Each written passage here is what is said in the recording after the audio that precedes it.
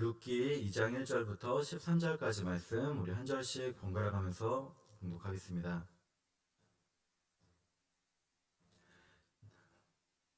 나오미의 남편 엘리멜렉의 친족으로 유력한 자가 있으니 그의 이름은 보아스더라.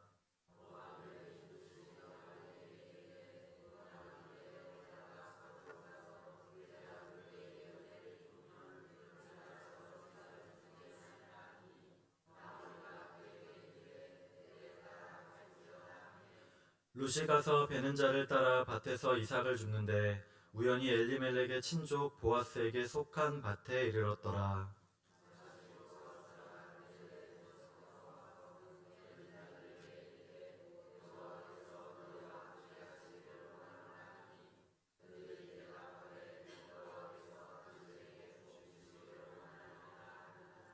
보아스가 베는 자들을 거느린 사안에게 이르되 이는 누구의 소년이야 하니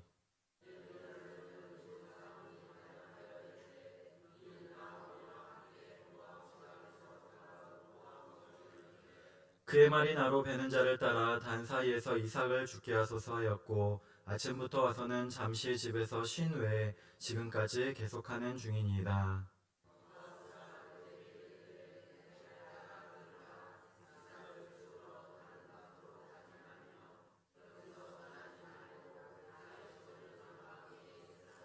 그들이 베는 밭을 보고 그들을 따르라. 내가 그 소년들에게 명령하여 너를 건드리지 말라 하였느니라. 목이 마르거든 그릇에 가서 소년들이 기러운 것을 마실지니라 하는지라.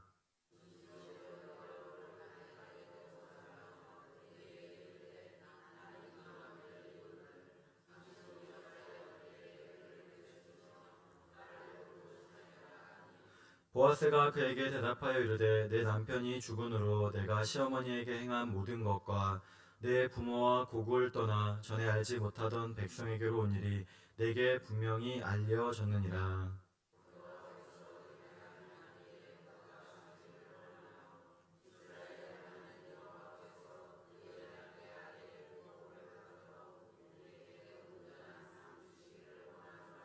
깨겠습니다. 룻이 이르되 내 주여 내가 당신께 은혜 있기를 원하나이다. 나는 당신의 하녀 중에 하나와도 같지 못하오나 당신이 이 하녀를 위로하시고 마음을 기쁘게 하는 말씀을 하셨나이다 하니라. 아멘. 네, 우연과도 같은 하나님의 섭리라는 제목으로 오늘 말씀을 나누겠습니다. 지난 시간 나오미는 큰 고난을 겪었습니다. 그리고 룻과 함께 베들레헴으로 돌아왔는데 룻기 1장 19절에 보니까 이에 그 두 사람이 베들레헴까지 갔더라. 베들레헴에 이를 때 온 성읍이 그들로 말미암아 떠들며 이르기를 이가 나오미냐 우리 하는지라 하는 사람들의 소리를 들었습니다. 성읍 사람들은 나오미가 돌아왔을 때 저기 나오미가 돌아왔구나 라고 하지 않았습니다. 도리어 저 사람이 나오미냐라고 했을 정도였습니다. 알아보기가 힘들 정도로 모압에서의 10년은 나오미를 많이 변하게 한 것입니다. 3명의 이스라엘 남자와 함께 떠났는데 돌아올 때 나오미는 모압 여인이었던 룻 하나만을 데리고 돌아온 것을 본 것입니다. 그래서 놀라 사람들이 이른 말인 것입니다. 우리가 차마 생각하지도 못할 힘들 정도의 급심한 고난과 고통을 겪어야 됐던 것입니다. 그런데도 나오미는 삶을 포기하지 않았습니다. 또한 믿음 역시 잃지 않았습니다.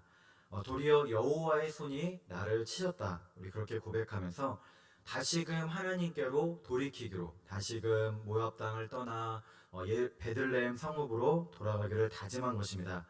이러한 나오미를 본 룻 역시도 어머니의 하나님이 나의 하나님이 되시리니 우리 이러한 믿음의 고백을 하며 이스라엘 땅으로 돌아온 것입니다.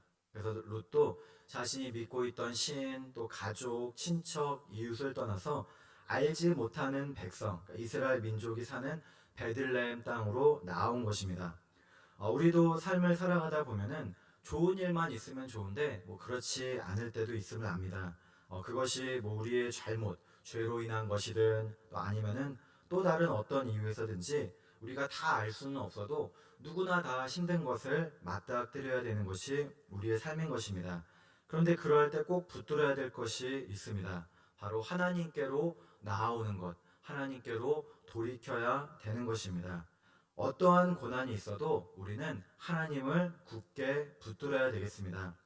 베드로전서 4장 12절에 보니까 사랑하는 자들아 너희를 연단하려고 오는 불시험을 이상한 일 당하는 것 같이 이상히 여기지 말고 말씀합니다. 우리 불시험과 같은 고난이 있다는 것입니다. 물론 베드로전서에서 말하는 불시험은 이 하나님께서 믿는 성도들을 연단하기 위해서 이 하나님께서 허락하신 그런 믿음의 시련, 테스트입니다. 저는 개인적으로 이 불과 같은 시험, 이 불시험을 우리가 믿음을 갖지 못할 정도의 고난이라고 표현하고 싶습니다. 예를 들면 목사라면 목회를 할 수 없는 상황, 또 우리 성도라면은 더 이상 내가 교회를 다니지 못하거나 또 다녀야 될 이유가 없거나 다니지 않아야 될 그런 믿음을 포기해야 될 지경에 이르는 시험, 고난이 있을 것입니다. 그러다가 믿음을 다 버리고 이제 교회를 등지고 떠나게 되는데 그때 바로 우리는 믿음을 굳게 붙들어야 되는 것입니다. 그러나 우리가 고난을 당할 때 그 고난이 우리가 잘못해서 죄지어서 당하는 고난인지 아니면 마귀가 주는 시험, 유혹인지 아니면 하나님이 주시는 시련, 연단인지 정확히 구분하기가 쉽지 않습니다. 하지만 어떠한 순간에서도 우리는 고난당할 때 이상한 일 당하는 것 같이 여기지 말고 이겨내야 되는 것입니다. 다른 것들은 우리가 다 잃고 다 놓쳐도 저는 오직 하나님만을 믿겠습니다. 하나님께 대한 믿음만은 굳게 붙들겠습니다 하는 마음으로 살아야 되겠습니다. 나오미와 룻과 같이 하나님께 나오는 믿음, 설령 성읍 사람들이 이가 나오미냐 우리 그런 이야기를 듣는다 할지라도 다시금 하나님께로 돌이키는 우리 믿음을 굳게 붙드시기를 소망합니다. 그런데 이렇게 하나님께 대한 믿음을 갖고 돌아왔지만 이들을 기다리고 있는 것은 당장 먹고 살아갈 이 생계의 문제가 있었습니다. 그나마 룻기 1장 6절에 보면은 이스라엘 땅에 흉년이 이제 그쳐서 이제 더 이상 이제 기근이 그쳤다는 소식을 듣고 돌아왔지만 아무도 이들에게 먹을 양식을 주는 이가 없었던 것 같습니다. 그런데 때마침 이때는 룻기 1장 22절에 보니까 보리 추수를 시작할 때, 그러니까 맥추의 기간이었습니다. 그래서 오늘 말씀 2장 2절에 보니까 룻은 나오미에게 이르되 자신이 이제 다른 사람들의 밭으로 가서 추수하는 동안에 이삭을 죽겠나이다 구합니다. 지난 12일 최저임금위원회에서는 오는 2025년 적용될 최저임금을 1만 30원으로 채택해서 최저임금이 처음으로 이제 우리나라 1만 원을 넘어서게 됐습니다. 만 30원이면 월급으로 환산하면 하루 8시간씩 주 40시간 근무할 경우 이 주유 수당을 포함해서 여기에 209시간을 곱하는 것이라고 합니다. 그러면은 209만 6,270원이 나옵니다. 연봉 기준으로는 약 한 2,500여만 원 정도입니다. 기사를 보니까 이 소상공인 단체와 같은 이 사용자 측은 임금이 부담되어서 지금도 편의점과 같은 24시간 점포는 문을 닫아야 되고 업주는 근무 시간을 줄여가며 하루하루를 버티는 상황인데 1만 원이라는 이 상징적 이 금액을 넘어선 최저임금에 고용률마다 낮아지는 이 부작용이 생기지 않을까 우려된다고 합니다. 그러니까 인건비가 부담이 되기 때문에 우리가 직원이 서빙하고 주문을 받는데 그러기보다는 이게 식탁 위에다가 이게 테이블 오더, 이 스마트 기기를 올려놓고 그렇게 주문을 받거나 로봇을 알아보는 업주들이 있다고 합니다. 반면 노동계에서는 어떻습니까? 노동계에서는 밥값은 1,000원, 2,000원 이게 크게 오르는데 그런 것이 예사인데 최저임금은 이제 겨우 200원도 채 오르지 않고 이것이 물가 상승률에도 미치지 못한다고.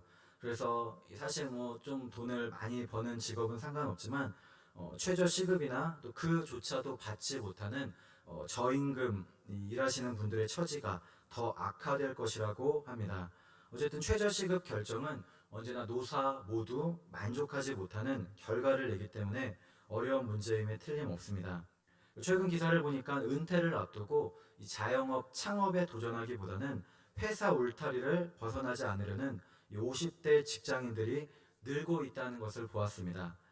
지금 현재 60대이신 분들 이게 1차 베이비 부머 세대인데 55년생부터 63년생은 예전 50대 시절에 만년 차장, 이 부장 생활을 하다가 그것을 접고 퇴직해서 우리가 흔히 잘 아는 뭐 편의점, 우리 치킨집 아니면 자신이 일한 기업에 납품사를 꾸리며 자영업을 하며 제2의 인생을 찾아간 것과는 다르다는 것입니다. 우리 예전에 우리 미생이라는 웹툰 이 드라마에서 나왔듯이 흔한 말로 월급 따박따박 나오는 이 월급쟁이를 하다가 개인 사업으로 먹고 살려면 힘든다는 뜻의 회사가 전쟁터라면 회사 밖은 이 지옥이라는 것을 반영한 현실이라는 것입니다. 그래서 나이는 많아도 자신보다 나이가 어린 후배 리더, 이 상사 아래서 그래도 나가지 말고 정년까지는 있어보자, 우리 회사에 남아있겠다는 것이 지금의 현실이라고 합니다. 이러한 시대에 이게 여성이 취업을 하는 것, 특별히 재취업해서 일을 하는 것이 쉽지가 않습니다. 지금 말로 이 비정규직의 최저 시급을 받아야 되는데 검색해 보니까 이 석정현 저자의 저는 비정규직 초단시간 근로자입니다. 이 에세이집의 이 출판사 서평을 보니까 이렇게 설명합니다. 남자도 마찬가지겠지만 경력 단절 여성이 아이 둘을 키우면서 일을 구하는 것은 쉽지 않다는 것입니다. 그래서 책을 쓴 저자도 두 아이를 돌보면서 할 수 있는 일을 찾다 보니까 초단시간으로, 그러니까 짧게 일하는 비정규직 노동 현장에 뛰어들게 되었고 유연하게 근무하는 일을 구하다 보니까 각종 자격증을 취득해서 겨우겨우 일을 할 수 있었다는 것입니다. 남편은 이제 IMF 여파로 직장을 구하지 못해서 전전긍긍하다가 가구 납품업체 일을 시작했는데 사실 그렇게 다시 취업하게 되면 경력도 없이 신입사원 월급으로 아이 2명, 내 식구 밥벌이가 힘든 처지입니다. 자기 자신은 디자이너 전공을 살린 일을 하고 싶었는데 사실 육아와 양육 기간이 길다 보니까 의류 업계 흐름을 따라잡기도 힘들 뿐더러 당시 일하던 업체들 다 살아남은 곳이 없었던 것입니다.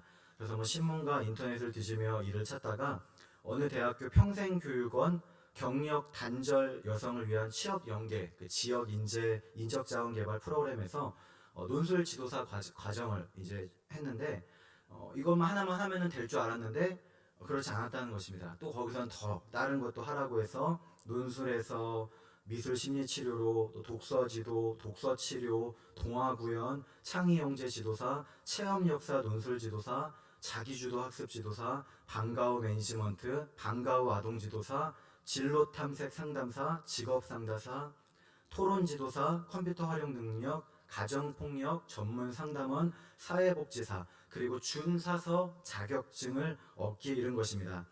그런데 이러한 자격증이 있다 할지라도 안정된 일자리를 구하는 것이 사실 쉽지가 않고 자격증을 취한다 하더라도 아이들을 키우면서 그것에만 전적으로 일에 매달릴 수는 없었습니다. 그래서 결혼과 출산으로 경력이 단절된 저자가 아이를 키우면서 비정규직, 그러니까 초단시간 근로자로 살아갈 수밖에 없는 이유, 초등학교 도서관 계약직 사서로 근무하면서 경험한 이야기가 담겨 있는 내용입니다. 루시천 노동 현실은 어떨까요?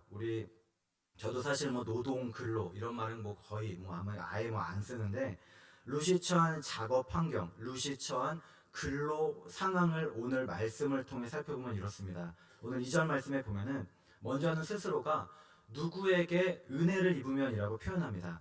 신명기 24장 19절에 보면은 밭에서 이제 곡식을 벨 때 한 뭇을 밭에 잊어버렸거든 다시 가져오지 말라고 합니다. 그래서 그 남은 것들은 나그네, 고아, 과부를 위해서 남겨두라. 그래서 구약의 3대 약자, 객, 고아, 과부. 그러면 내 하나님 여호와께서 내 손으로 하는 모든 일에 복을 내리시리라 말씀합니다. 이스라엘에서는 형편이 어려운 이들의 생계를 위해서 추수한 다음에 떨어진 이삭에 대해서 그것을 줍는 자들의 권리를 보장해 주는 것을 하나님 말씀으로 그렇게 명하고 있는 것입니다. 근데 우리가 한번 생각할 때 상식적으로 생각해 보면 이러한 하나님의 말씀이 바르게 잘 지켜질 리가 만무했습니다. 죄악이 만연한 사사시대에 자기 소견에 오른 대로 살아가며 사리사욕을 취하는데 가난한 이들은 이 밭주인의 냉대와 멸시를 받기 일쑤였을 것입니다. 도리어 이삭 줍는 일도 함부로 못하고 금지당하기까지 했습니다.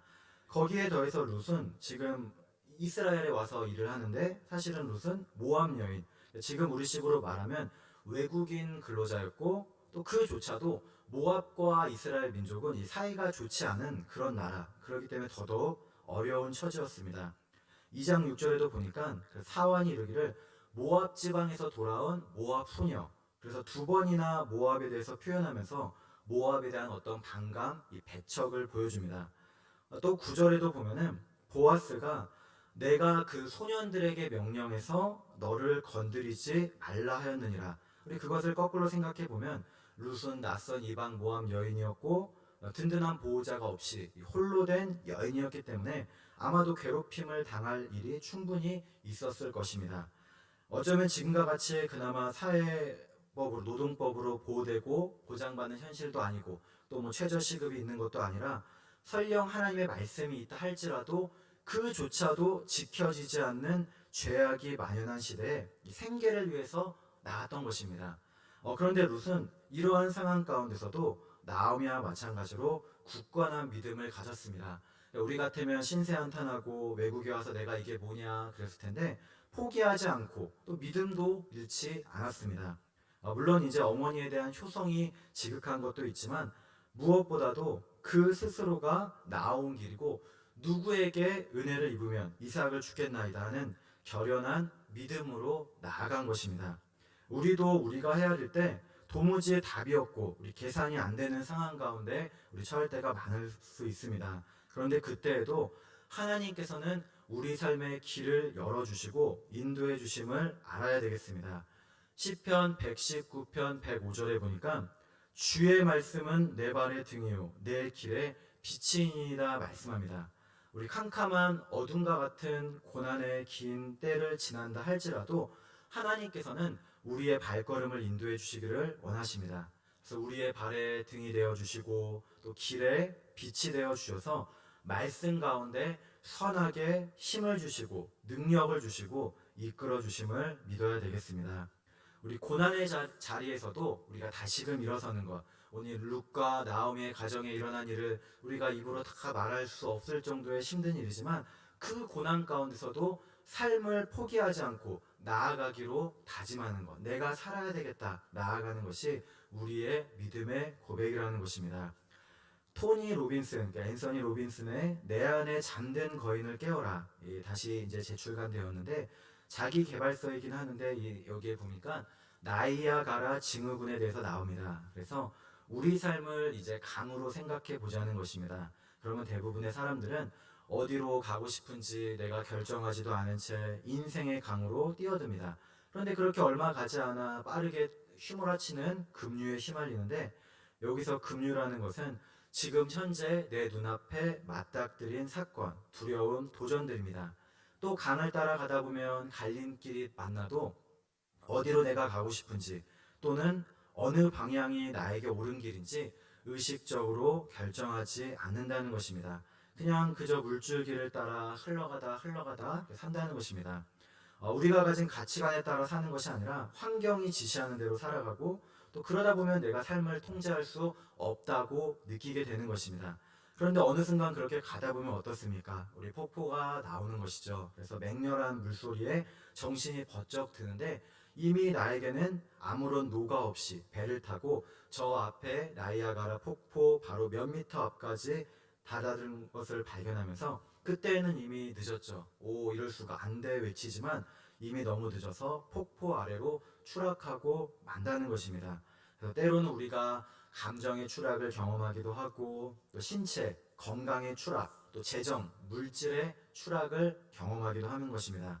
그래서 우리는 언제나 그러한 일이 있기 전에 지금 강의 상류에서 더 나은 결단을 내려야 된다고 피력합니다. 그래서 우리 삶의 변화를 위해서 가장 첫 번째 단계, 가장 처음에 뭐냐면은 우리 안에 잠든 거인을 깨우는 가장 처음은 바로 결단을 말합니다. 저 역시도 아마 우리 대부분도 이러한 나이아가라 증후군, 그냥 강 따라 흘러가는 대로 사는 삶을 살 것 같습니다. 흘러가는 대로 그냥 따라가는 것입니다. 그런데 룻은 단호하게 나아가며 이러한 모든 어려움이 있다 할지라도 흘러가는 대로 환경 탓이 아니라 일어서서 나갔다는 것입니다. 나오미 역시도 그냥 모압 땅에 머문 것이 아니라 다시금 믿음을 가지고 베들레헴 성읍으로 나와서 온 것입니다. 우리 어떠한 절망이 있어도 우리 다시금 일어서시길 바랍니다.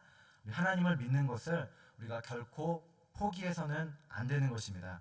우리가 가는 길을 선하게 인도하시는 우리 하나님을 믿으면서 믿음으로 일어서기를 결단하고 나아가는 성도님들 되시기를 소망합니다.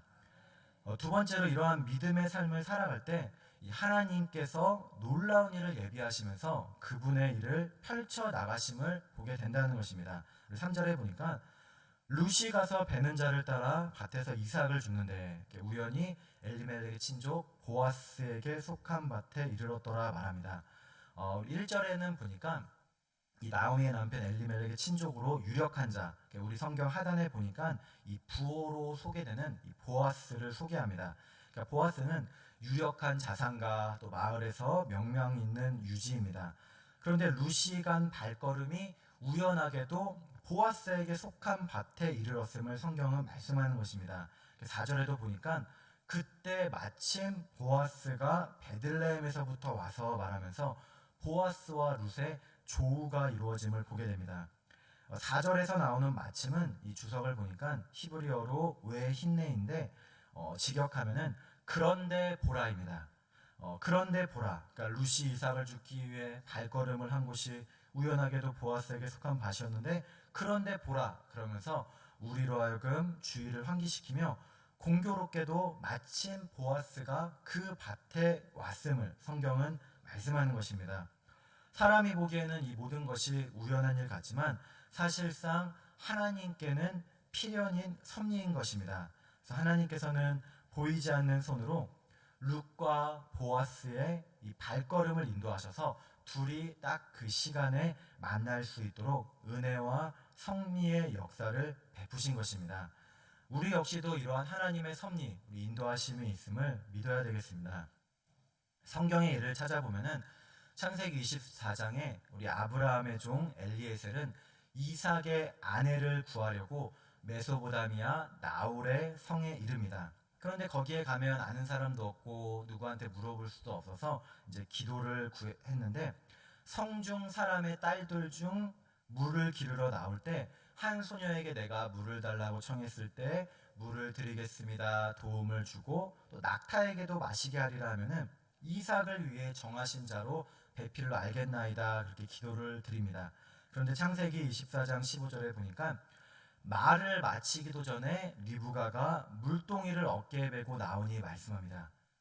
기도를 드리기도 전에, 기도를 다 마치기도 전에 하나님께서는 리브가가 물동이를 어깨에 메고 나와서 예비하셔서 엘리에셀과 만나도록 하셨고 이후 기도를 선용하사 이삭과 리브가가 아름답게 만날 수 있도록 이끄신 것입니다.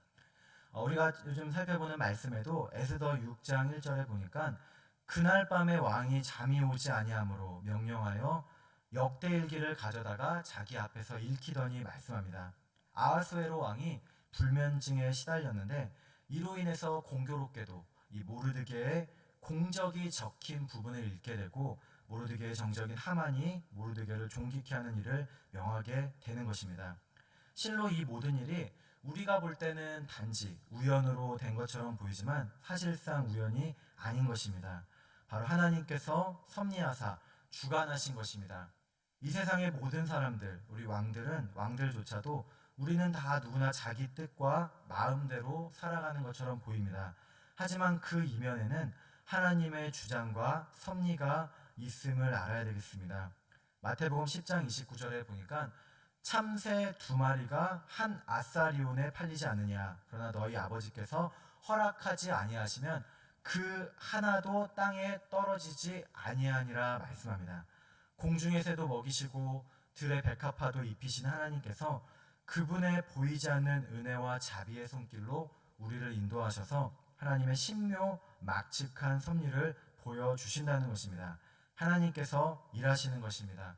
그래서 때로는 하나님께서 하시고자 하신다면 사람의 마음도 주관하시고 또 사람의 시간, 때를 주장하사 당신의 뜻을 이 땅 가운데 펼치시는 분이신 것입니다. 우리는 이러한 오묘하신 하나님의 섭리와 뜻을 발견해야 되고 깨달아야 되겠습니다. 그래서 우리는 고난을 당한다 할지라도 어떠한 어려움의 순간에도 기도드리며 이겨내야 됩니다. 야고보서 5장 13절에 너희 중에 고난 당하는 자가 있느냐 그는 기도할 것이요 또 반대로 기쁜 일 감사한 일을 만나면 어떻습니까? 내가 잘해서 내 능력과 힘이라고 교만해서는 안 됩니다. 신명기 8장 18절 19절의 말씀과 같이 내 능력과 내 손의 힘으로 이루었다고 교만할 것이 아니라 겸손하게 하나님을 기억하며 우리의 모든 능력을 주셨음을 고백해야 되는 것입니다. 언제나 이 시간에도 나와 함께 하시는 하나님의 섭리 그리고 그 안에 담긴 우리 사랑을 깨달으시기를 소망합니다.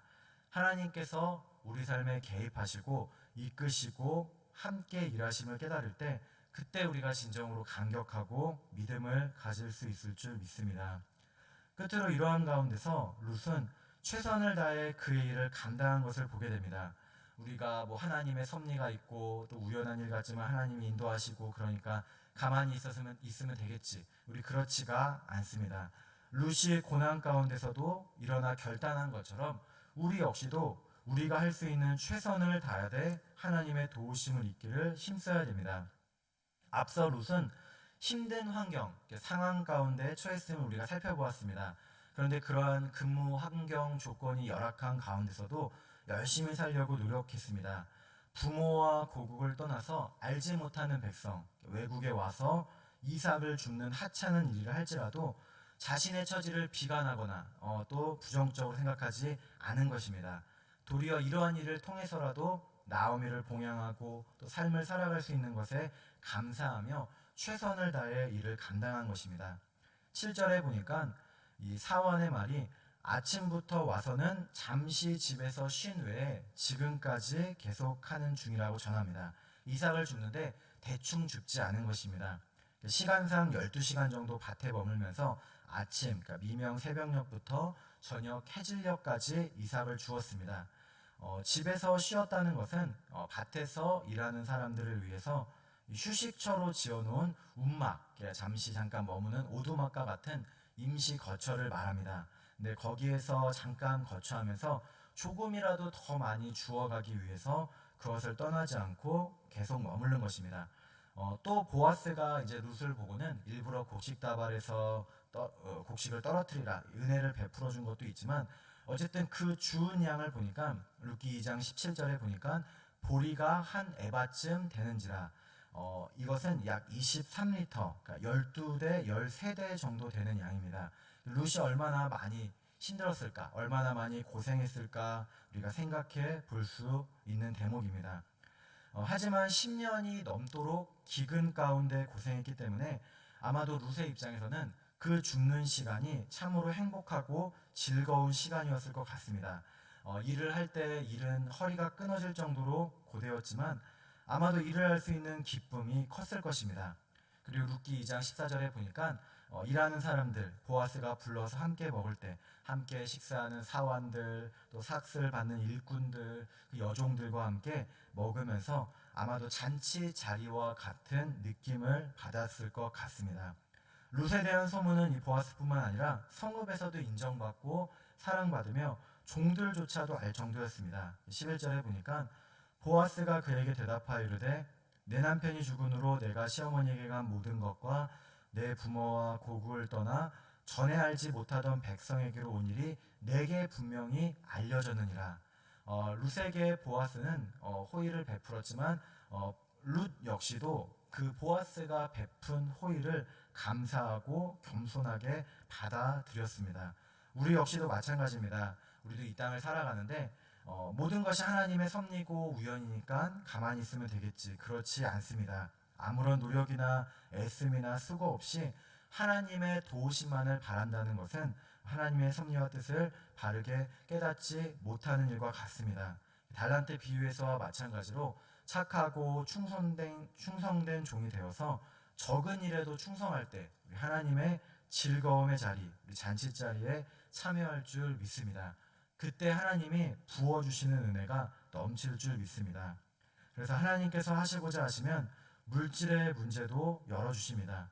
재정도 열어주십니다. 우리 12절에 보니까 보아스는 여호와께서 내가 행한 일에 보답하시기를 원하며 이스라엘의 하나님 여호와께서 그의 날개 아래 보호를 받으러 온 내게 온전한 상 주시기를 원하노라 하는지라 하며 축복해 줍니다. 이윽고 14절에 보니까 이러한 호의에 룻은 당시의 최저 극빈의 삶을 살았어도 배불리 먹고도 남는 그런 삶을 경험했습니다. 또 그것을 18절에 집으로 가지고 가게 됩니다. 아마도 그렇게 집으로 가져갔을 때 룻의 심정이 어땠을까 생각해 보면은 참으로 기뻤을 것 같습니다. 배고픈 사람의 심정은 배고픈 사람만이 안다고 기근 가운데 오랜 세월 동안 고통 가운데 살다가 자기 자신도 배불리 먹고 또 그것을 남은 것을 싸가지고 가지고 갔는데도 집에 가져와서도 부족하지 않고 많은 것들을 어머니와 함께 나누어 먹을 때 하루 종일 수고해서 주운 것을 갖고 집에서 풀어 놓았을 때 기쁨 얼마나 행복했을까 생각이 됩니다. 우리 진짜 부자는 누구이겠습니까? 우리 참된 부자는 집이 있고 건물이 있고 땅이 많아서 부자이겠습니까? 아마도 진정한 삶에 만족이 있는 삶이 부자일 거라고 생각합니다. 근데 하나님께서는 우리에게 바로 이러한 만족을 더해 주시기를 원하시는 분이십니다.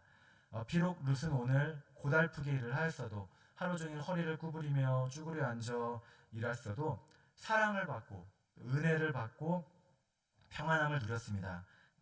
밤내 잠을 더하여 주시사 평안히 자고 비록 내일 또다시 이삭을 주우러 나가야 되는 그런 삶을 살았을지언정 두려울 것이 없는 삶 그리고 걱정 없는 삶을 살았을 것입니다. 보아스 역시도 이러한 나눔을 통해 기쁨을 누렸을 것입니다. 우리는 오늘 참된 만족과 기쁨을 주시는 우리 하나님을 사모해야 되겠습니다. 시편 107편 8절 9절에 보니까 여호와의 인자하심과 인생에게 행하신 기적으로 말미암아 그를 찬송할지로다. 그가 사모하는 영혼에게 만족을 주시며 줄인 영혼에게 좋은 것으로 채워주심이로다 말씀합니다. 우리 단지 육의 양식만이 아니라 영의 양식이 풍성해져서 우리 기쁨과 감사가 넘치는 삶 하나님께서 우리의 육과 영을 배불리 채워주시는 은혜를 있기를 소망합니다. 오늘 룻과 같이 우리 하나님의 인도하심을 받아서 우리 눈에 지금 당장 힘들고 어려움이 있다 할지라도 우리 믿음을 잃지 않고 일어서서 결단하고 나아오시기를 바랍니다. 하나님께서 베푸시는 은혜의 손길, 우리 섭리, 인도하심이 있기를 축복합니다. 그래서 우리 안에 참된 만족, 그 누가 세상이 주는 것이 아니라 하나님이 주시는 위로가 넘쳐나서 거칠고 험한 세상 가운데서도 우리 믿음으로 승리하는 복된 성도 여러분 되시기를 주님의 이름으로 축복합니다. 기도드리겠습니다. 하나님, 언제나 하나님의 선한 인도하심을 받아 우연과도 같지만 그 안에서 경험하는 하나님의 섭리와 은혜 가운데 있게 하여 주시옵고 언제나 우리의 줄인 영혼 갈급함이 채움받아 참된 기쁨, 감사, 또 위로와 소망이 넘치게 하여 주시옵소서. 감사드리며 예수님의 이름으로 기도드립니다. 아멘.